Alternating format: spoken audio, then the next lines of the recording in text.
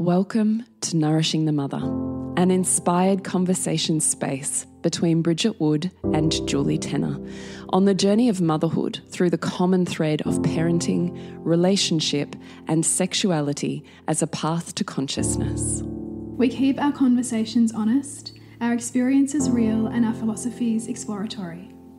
We believe that in order to raise incredible humans, we first have to raise ourselves. We know that in order to rock the family, you've got to nourish the mother.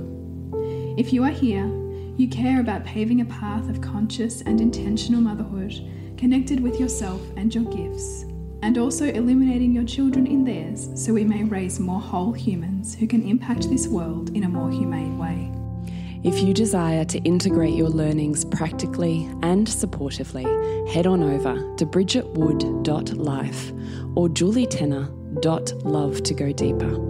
And for all live-streamed pre-release podcasts and all our free content, head over to our free Facebook group, Nourishing the Mother with Bridget Wood and Julie Tenner. We are Julie Tenner and Bridget Wood, and we are so grateful you're here. Hello and welcome to Nourishing the Mother. I'm Bridget Wood. And I'm Julie Tenner, and today's podcast is softening into your shit show. And we have both had a shit show of a weekend. What was yours?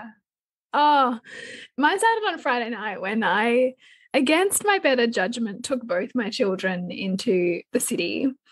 And I said to my husband beforehand, I said, I don't know if we should take Hugo. I don't know if he's going to be up for it. He's like, no, he'll like it. He'll like it.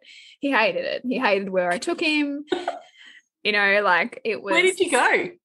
There was this thing at Sydney My Music Bowl. It's part of this festival. Oh, I saw that. Yeah, the light eco system or something. Yeah. It was just, like almost kind of a visual display. And I mean, parts of it was so cool. Like I would have loved to be there with like you or some, the friends, the adults that I was with.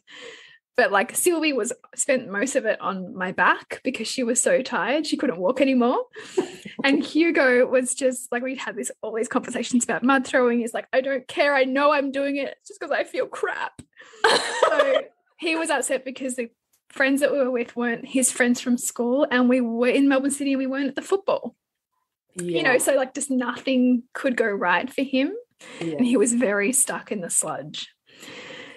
So that was just a bit of a shit show. And then that carried on yesterday during the day. And he was trying so hard, like kids. And I guess this is the beginning of like the tween and the teen stuff where he just was this oscillating between, I'm good to in a puddle of tears on the floor or like throwing stuff, right? Like he's just in this like really tricky space.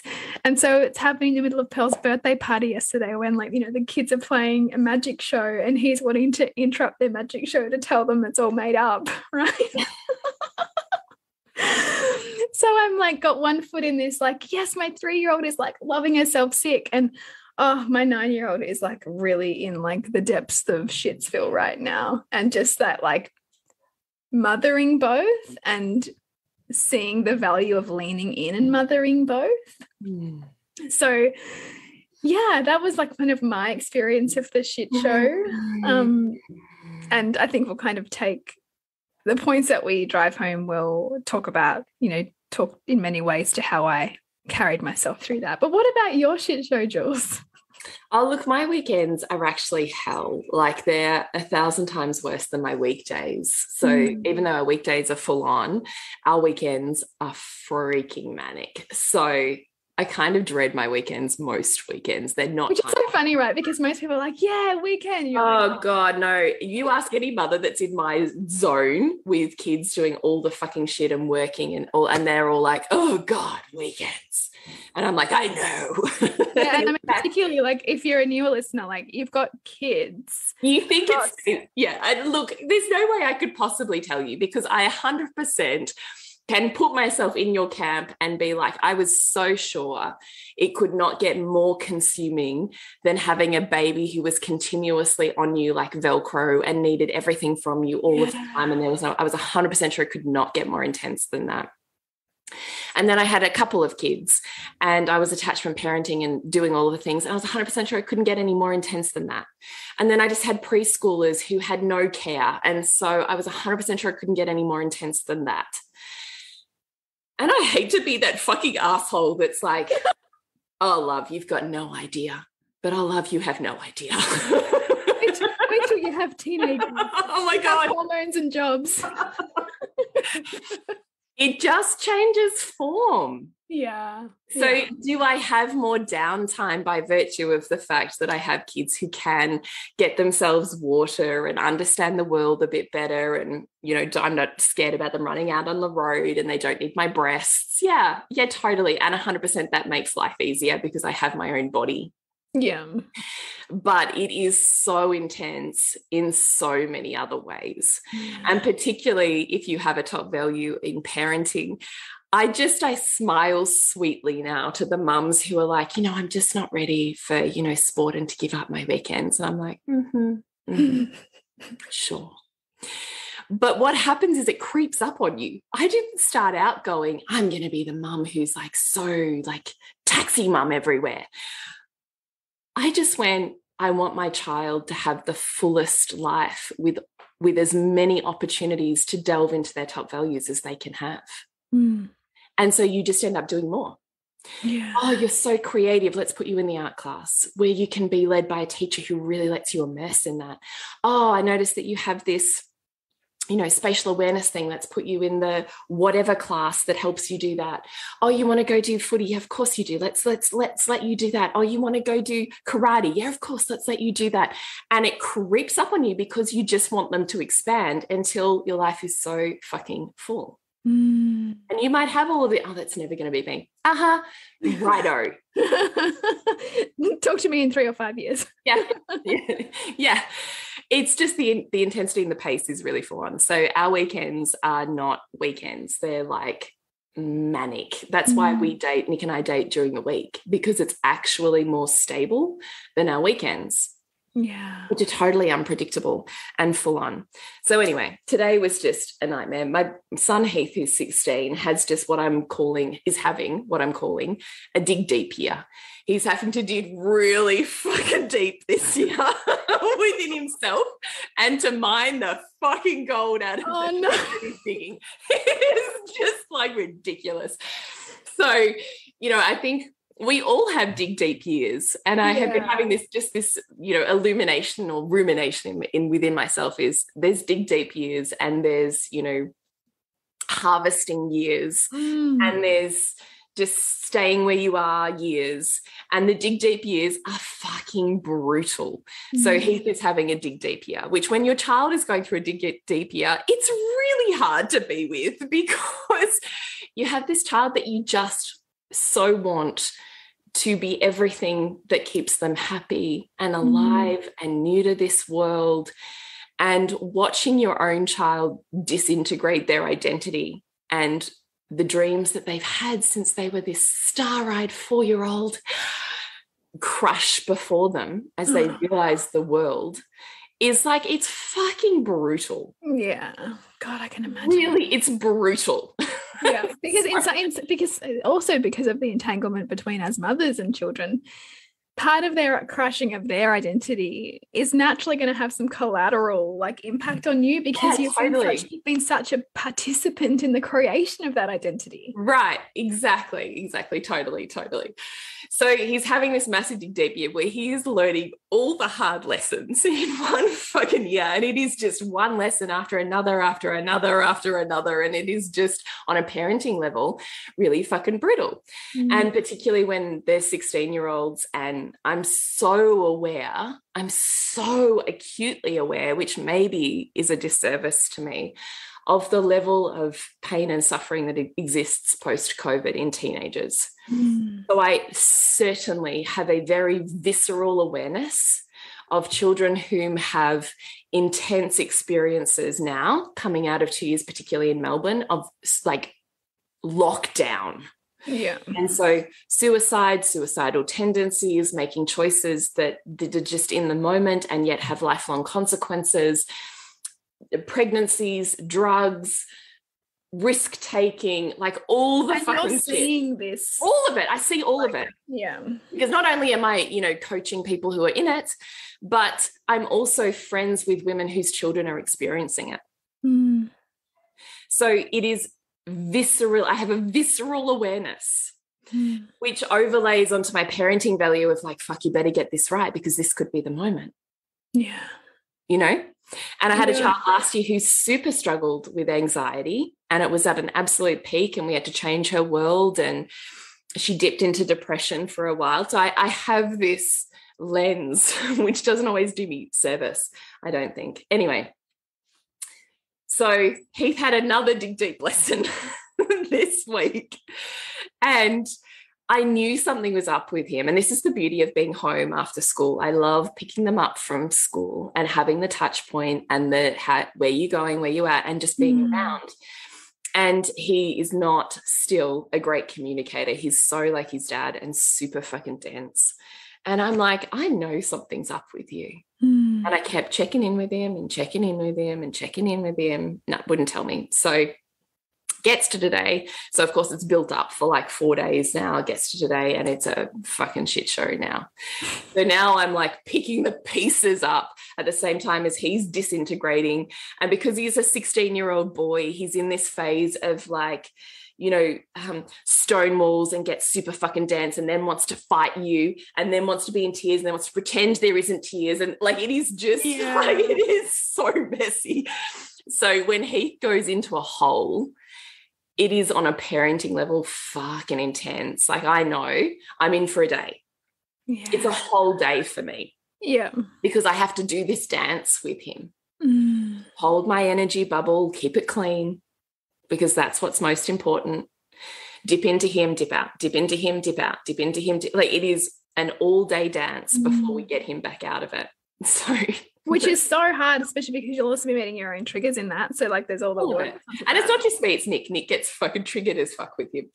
And because he's such a mirror.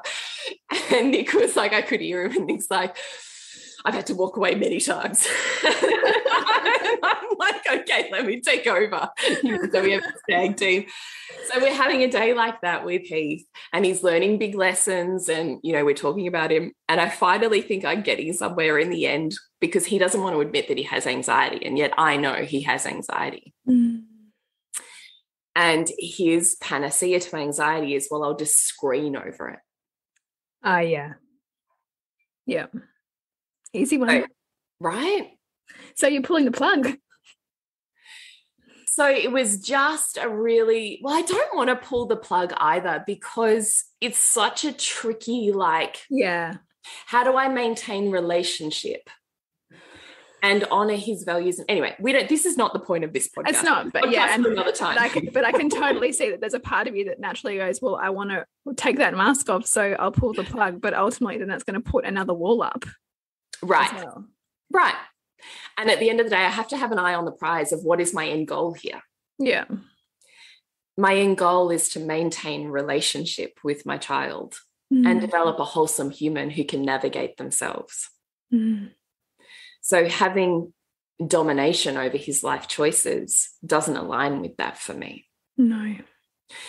So the harder path actually is in how to be with him in this space and empower him to make his life choices and me to step back from that and trust him. It's harder. Yeah. Let me tell you, it's really fucking hard when you're hitting VCE.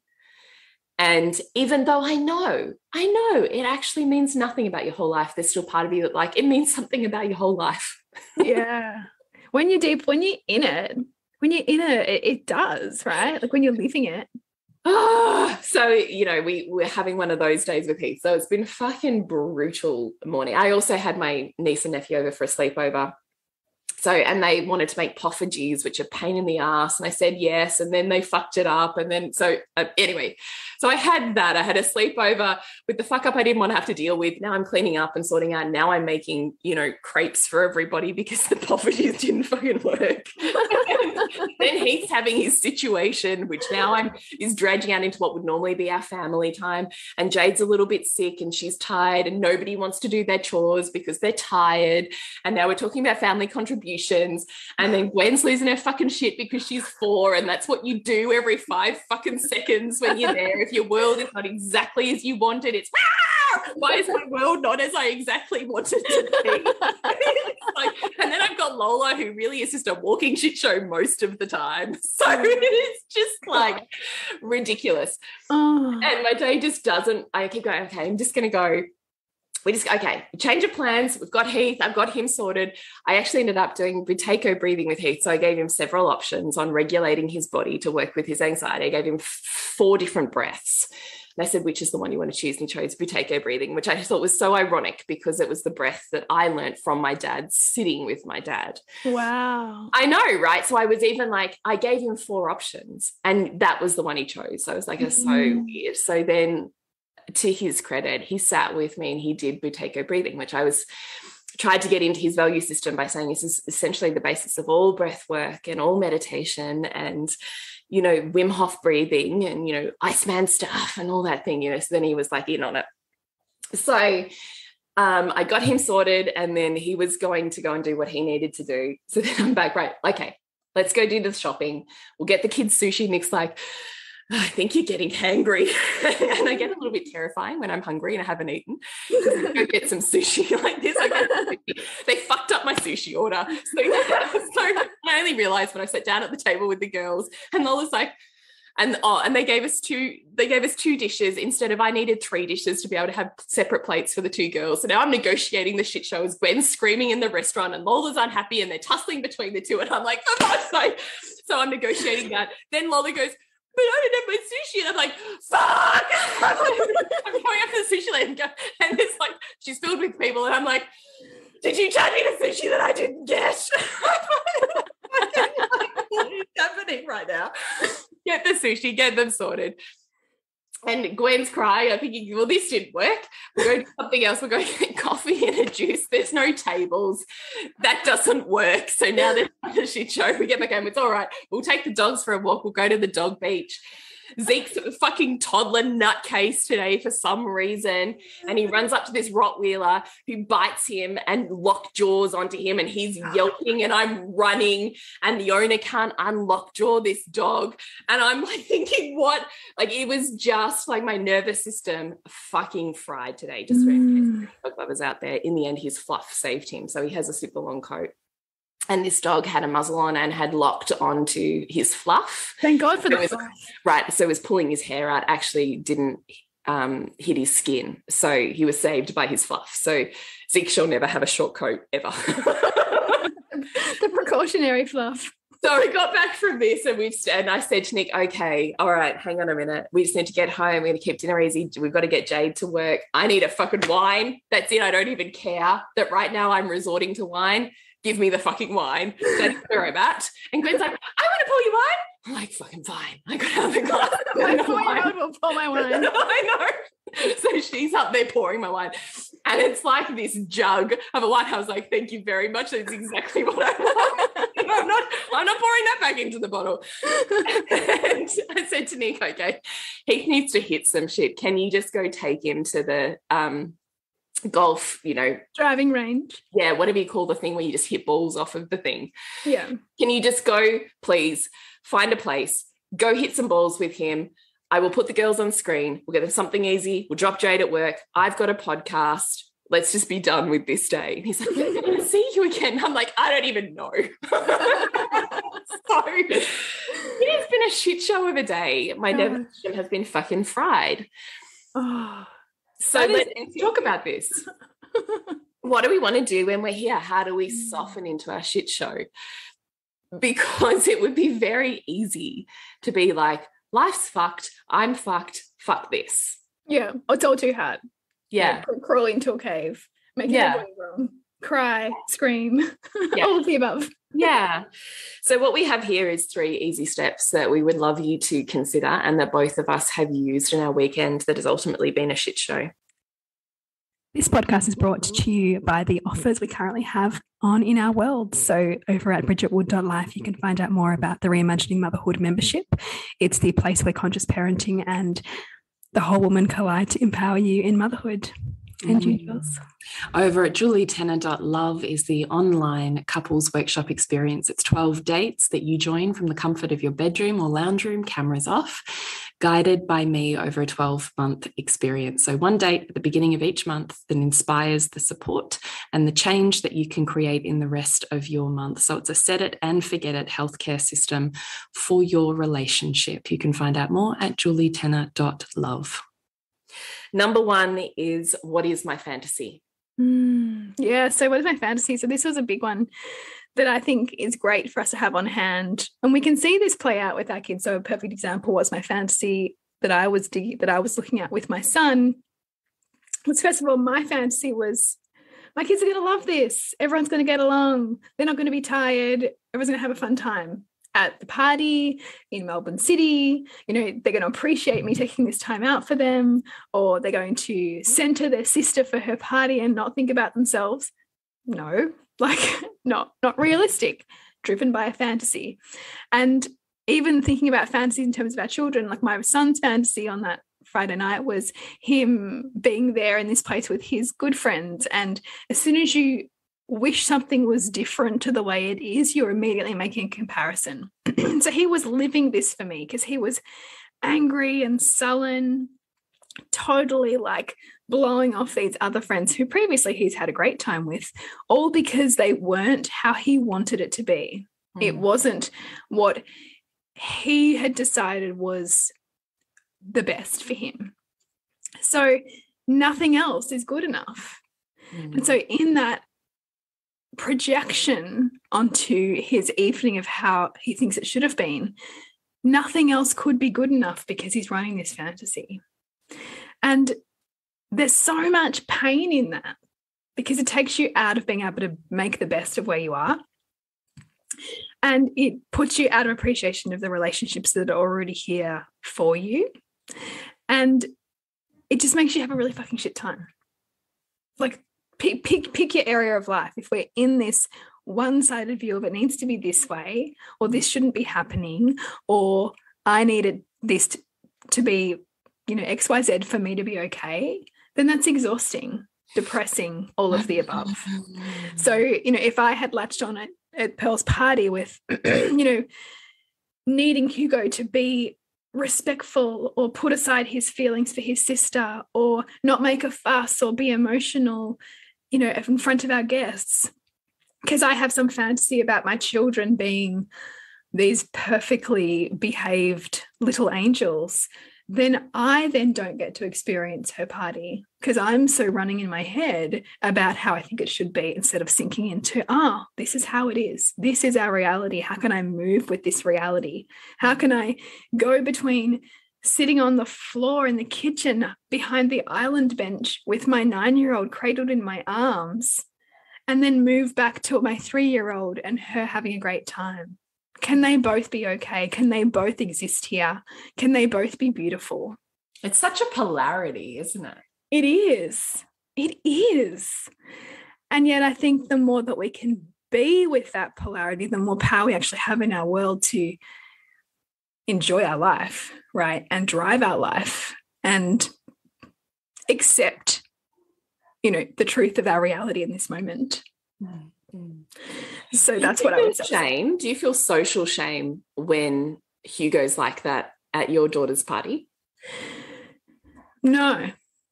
No, I checked in with that, and I could feel like I could feel how it could be there, but I didn't yesterday. No, because I could see. I don't know. I'm pretty like strong in my value of like recognizing that feelings are feelings and they need a place to go. And I'm willing to sit here with my kid like upset with his head in my lap and him not have to go and hide that. Because I'm like, changing our generational imprint, which means that that gets to be at this party too. That feeling gets to be here as well. It's no better for my child to be joyful than it is for my child to be sad right now. No, I just love that so much. Yeah. But I mean, maybe when he was young, okay, maybe I could have struggled with that. Maybe when he was younger. I mean, I definitely have to work that edge as he gets older. And I remember like to center him and like remember, oh, you know, he's going through a developmental shift now, or oh, he's grappling with something, and not make it like my narrative, which might be he's being disrespectful, or, you know, insert social conditioning, insert unaware judgment, right? Like that still is in my brain, but it's like notice that and then decide what to do next. I love it so much. So what we're asking or inviting you into here is to soften into your shit show, is to get really clear on what is my fantasy. Just to look at it, just to be aware of it. Not because we're even asking you to do anything with it, but just be aware that your reality is falling short because of the expectation that the fantasy is built. So the expectation and the fantasy is the problem versus that there's anything that's a problem in this moment. Yeah. Yeah. Just look at it and then find the love right now. So see how this serves your values right now.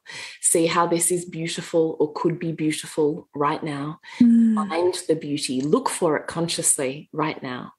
What is beautiful about my child right now? Can I love their skin? Can I love their hair?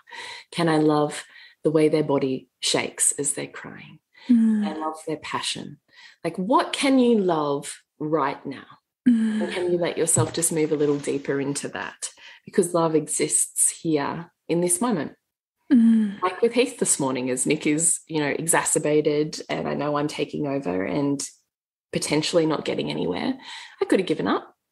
Yeah. I could have kept looking for the love and meeting from that point, meeting from love, meeting from love, meeting from love, until eventually he goes, okay, I'm ready to do Buteyko breathing for you. Well, he'll now have that skill for the rest of his life. Yeah. That's worth 1,000-fold in my world than had I come down with a sledgehammer on something. Yeah. Yeah. Which is when we come down with a sledgehammer, like that's our trigger. That's our like, well, this can't be here. Right. I will not tolerate this. Yeah. Which I get, right? Like I get it. And like I certainly hit those times sometimes, but it's like, okay, well, how can I work with this? If I'm like centering relationship is super important to me, then that can't exist as my MO. Totally. Step number 2, our invitation to you is to just let it go. And I say just, knowing that asking you to let go of attachment is not easy. No. It's actually the hardest thing you'll ever do. But practice just letting it go. It doesn't matter. We can be here.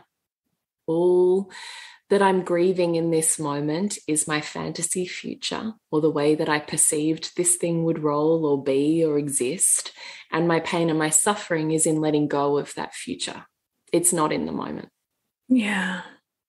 That's such a good reminder. So say that again. So my pain and my suffering is in letting go of this future. Well, it's a type of grief, isn't it? Because instantaneously in that moment, we're grieving what might have been. Yeah. So letting it go is allowing yourself to grieve, to say goodbye to allow to leave and leave open a different future. Not the one that you had pre-planned and predestined, which to some extent is fate, not destiny. Yeah. So in letting it go, what you're practicing is the art of surrender. How can I find myself in any moment, not conditionally based on a set of circumstances that I required? Yeah.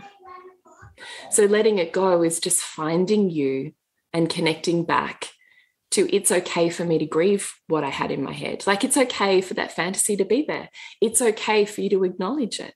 It's okay for you to say, I'm a little sad and hurting that it's not that.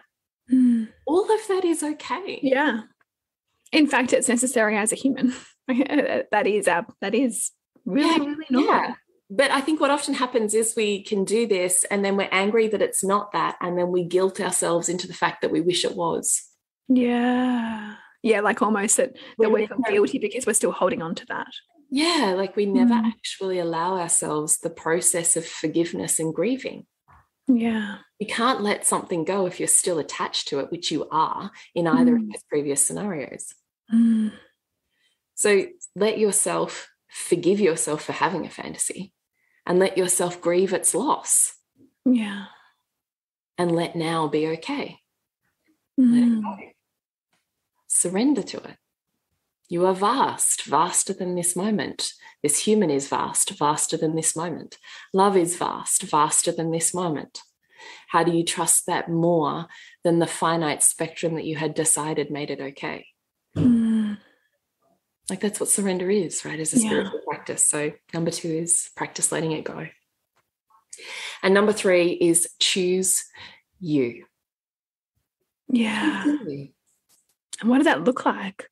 And is that a radical thing to do right now? And can you imprint that choice so that you can come back into yourself in the midst of the shit show, you know, when everything's swirling around you? You know, choosing you might be like the wine jug that Julie poured or that Gwen poured. It is tonight. Yeah. You can't be like, it might be just like tagging out with your partner and just saying like, I just need some time. Yeah. And let go of attachment to how you think that they need to deal with it all as well, so that you can regroup. Because you don't have anything if you don't have yourself. Yeah. Yeah, you cannot hold anyone if you can't hold yourself. No. So you, in actual fact, even though we're saying let go of the narcissistic tendencies to make it all about you, at the same time we're saying, please let this moment be about you.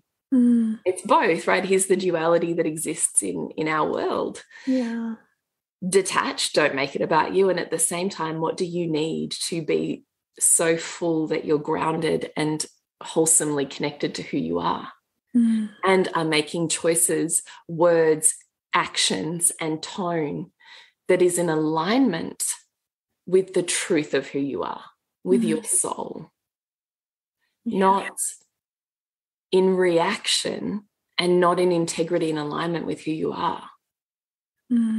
So the more you can take steps into acting, speaking, saying, being the truest you, the most authentic, the part of you that you are so happy for the world to witness and to know and to feel and to be with, because you know its wholesomeness. That is the truth of you. And if your actions and your words and your tone and your voice are outside of that, then honey, you haven't got you. Yeah. And everyone around you is going to be reacting to the degree with which you're wearing those masks. Or reacting to the degree with which you are authentic. And in those reactions, they're reminders that you haven't got you. Yeah. Yeah. So there's no one more important than you in this moment, at the same time as nothing is about you. I mean, isn't it so wonderfully? It's so like paradoxical. Let's keep going around in circles in this. I know. So softening into our shit show looks like, hang on a minute, what's my fantasy? Because I am crushing and crashing right now into an expectation. What is it? Number 2, how can I let it go? And that might include forgiveness for myself for having it, and letting myself grieve the future fantasy that I really wanted and yet I don't have. Letting myself grieve it and feel it in a way that feels beautiful and honoring. So that I can find the love that's present right now in this moment. And how do I choose me? What do I need to be the most wholesome, alive, authentic, showing up, ready for the world to witness me? What do I need to get there? Because unless I'm there, I don't have this life or anyone that's in it. So what do you need to be there? Actually, what I need is being able to go, okay, that whole shit show has happened. Everyone's got a place to be right now. And where I want to be is podcasting with Bridget, because it lights my heart on fire. We have conversations that open my soul and my heart. And when my soul and my heart flow, I go, oh, fuck, I feel better. I can deal more. Yeah. This is why capacity is an illusion. Oh, I love that, because it's like the moment that you're kind of closing, it's like, okay, that's actually the invitation to find what you need to get you to choose you again. Right. This is not about escaping from my shit show. Mm. This is about, right, the most authentic and alive version of me. This is on the way to it. Mm. So how do I sort everybody out with the best of my capacity at this moment so I can find myself here, and then I will return with a bigger capacity. Yeah. And work can totally be on the way to that. Yeah. I think you can judge it. But what I want to say is, if it is in alignment with your soul, it will be part of it. Yeah, totally. Is there anything you want to add from steps? What's the fancy let it go or choose you from your shit show? No, I just love it all. Mm. Yeah. Nothing that I would add right now. Magic. I think it's really important that we also keep it clear and tangible, and you have. So that's what I would say. Perfect. What's happening in your world, Bridget? How can we join you? I have a couple left of one-to-one availabilities for the next 3 months. So I'm just wrapping up a 12-month container at the moment, and I'm opening up some 3-month ones. So if you are interested in doing some work around your parenting or yourself and your identity or your relationship, then I really invite you to see if that's something that you are wanting to do with me. So you can hop on my website and find out more at bridgetwood.life. And what would we, hang on a minute, what would we bring to you with coaching? So you'd be bringing to me like your kind of mess, I suppose. When you listen to these podcasts and you're like, oh, I kind of get it, but like, what about it in terms of my life, and how do I make it work, and how do I see beyond my own stuff? Because this is the whole thing. Like, we can hear these concepts and we can get them on kind of some intellectual level, but then we're like, yeah, but I can't see the wood from the trees in my own world. And that is what I do. I help you see that. Magic. Yeah. So because real change is in integration, right? It's yeah. Just gaining more knowledge in the brain. No. That's almost like, that can sometimes be an addiction itself. It's just like, I'll just learn more. Yeah, right? Yeah. It's got to be put into practice to be tangible and transformative. 100%. So we can find out more at bridgetwood.life. Yes. And you, Jules? So this is your last chance to get into my 12 months of couples dates. So it's 1 date a month. It's a date activity. You pick a date night, you can join me live, or you can hit play on the replay. It's exactly the same experience. And I have an hour and a half of facilitation where you are understanding a concept and then doing it. Here's an activity, go. 30 seconds, go. Here's an activity, 90 seconds, go. And I'm setting you up for a date, an hour and a half of activities that bring you closer in connection, intimacy, and allow you to explore outside of the lines and the confines of your current reality and relationship. So you can find out more at julietenner.love. I'm so excited for it to start. So if you want to connect with us, go to nourishingthemother.com.au. Remember to nourish the woman to rock the family. And we'll see you next week when we continue to peel back the layers on your mothering journey. Thank you so much for listening. We literally couldn't do this without you. Please share this podcast with anyone you think it would be medicine for. If you desire to integrate your learnings practically and supportively into your life, then head on over to bridgetwood.life or julietenner.love to go deeper. And if you feel like giving back a little to this free content, please rate us on iTunes or Facebook, all of which helps the podcast reach more mamas who need this type of tonic for the soul.